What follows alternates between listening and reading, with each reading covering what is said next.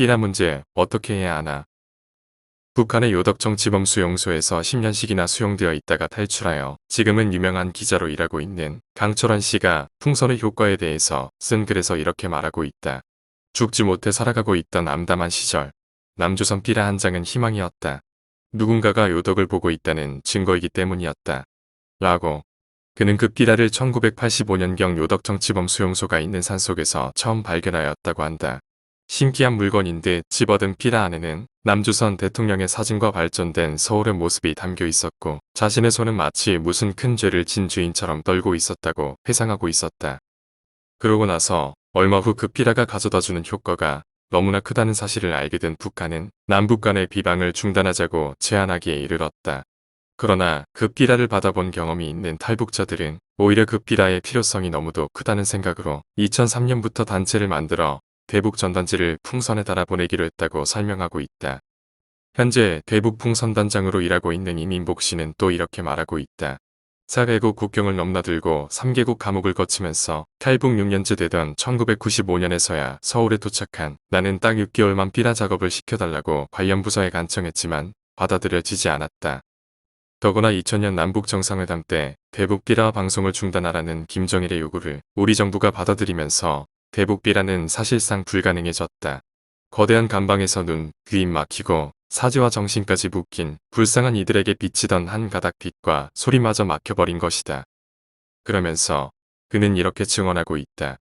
참다 못해 2003년 10월부터 기독 탈북인들과 함께 고무풍선에 피라 한 장씩을 달아 보냈지만 3년 동안이나 아무 반응이 없더라는 것이다. 그래서 할 수 없이 2000년부터는 대형 풍선을 이용해서 보내보니까 그제서야 북한의 공식 항의가 있었다고 말이다. 2004년부터 지금까지 사랑하는 북녘의 동포들에게라는 제목으로 1000만 장에 가까운 전달을 북한에 보낸 자유북한운동연합 대표인 박상학 씨는 또 이렇게 말하고 있다.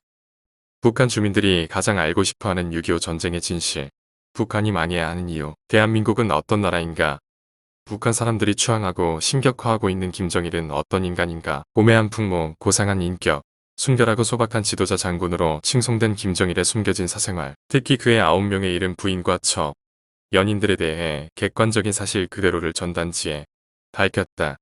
그러면서 그는 이러한 일이야말로 역사의 정의이고 필연이며 이를 두려워해야 할 당사자는 김정일인데 아이러니하게도 대한민국의 제휴통일에 매진해야 할 통일부가 김정일의 대변인 역할을 하면서 북한 인권 NGO단체의 합법적인 활동마저 막으려고 고압가스 사용법 적용을 검토하고 있다고 성토하고 있다. 그는 북한은 노동신문, 조선중앙방송, TV를 비롯한 국가의 공영방송을 통해 대한민국을 미제의 식민지, 남조선 괴뢰로 비방하고 대통령에게는 독재자, 역도 등 입에 담지 못할 욕설을 퍼붓고 있는데 왜 전단지만 탓하고 있느냐고 볼멘소리다. 그러면서 그는 피를 토하듯 이렇게 말하고 있다. 우리는 김정일의 폭정으로 북한 주민들의 자유와 인권, 생존권이 무참히 짓밟히는 한, 그에 의한 압제와 고문으로 북한 주민들의 희생이 계속되는 한, 대한민국의 국헌과 대통령에 대한 비난과 악선전이 끊어지지 않는 한, 탈북자들의 강제 북송으로 정치범 수용소가 유지되는 한, 독재의 피해자 북한 주민들을 향한 우리들의 자유의 메시지는 계속될 것이다. 분명히 이들 북한 인권운동가들이야 말로 용감하고 애국적인 참다운 시민운동가들이다.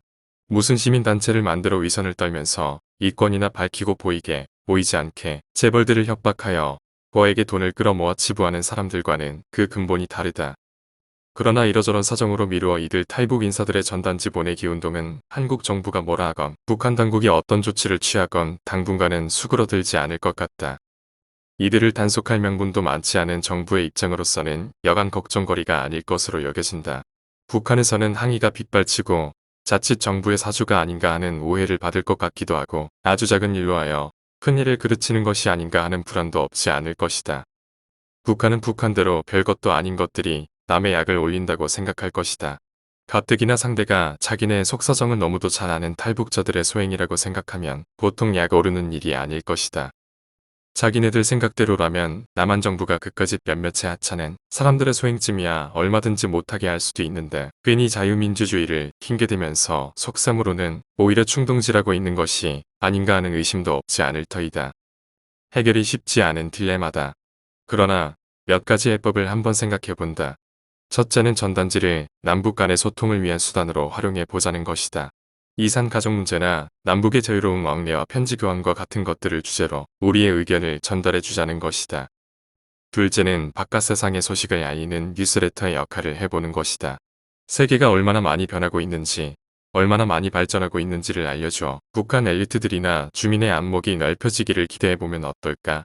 북한의 체제와 대한민국 체제가 어떻게 다른가를 알려주고 왜 북한 주민이 굶고 있는가를 스스로 깨닫도록 하는 작업이 선행된다면 어떨까 싶다. 셋째는 우리나라 개화기에 서재필과 같은 선각자들이 한 것처럼 귀신도 어쩌지 못하는 천부인권이 있다는 사실을 알려 의식을 일깨워주자는 생각이다. 넷째는 정부가 할 수 있는 일과 할 수 없는 일, 해야 할 일과 해서는 안 되는 일들이 있다는 사실도 그들에게 알려 자신들이 겪고 있는 일들이 정상적인 것인지 아닌지를 판단할 수 있는 기준이라도 알려주었으면 좋겠다. 다섯 번째는 먹고 사는 얘기를 많이 해주면 어떨까? 배고픈 사람들에게 먹는 얘기야말로 얼마나 군침 도는 얘기가 될 것인가. 어떤 서양학자는 빈자의 보수주의라는 말을 하고 있다. 하루하루 먹을거리에 매달려 있는 사람들은 스스로 보수주의자가 될 수밖에 없다. 먹는 것 이외에는 아무런 욕망을 가슴에 품을 수 없기 때문이다. 백성들에게 먹을거리도 제대로 제공하지 못하는 마피아, 집단보다도 못한 북한 정권에 대한 인식이 제대로 박히도록 하기 위해서는 남의 나라 사람들이 어떻게 먹고 지내는지도 알고 있어야 할 것이다. 김중희 전 환경부 장관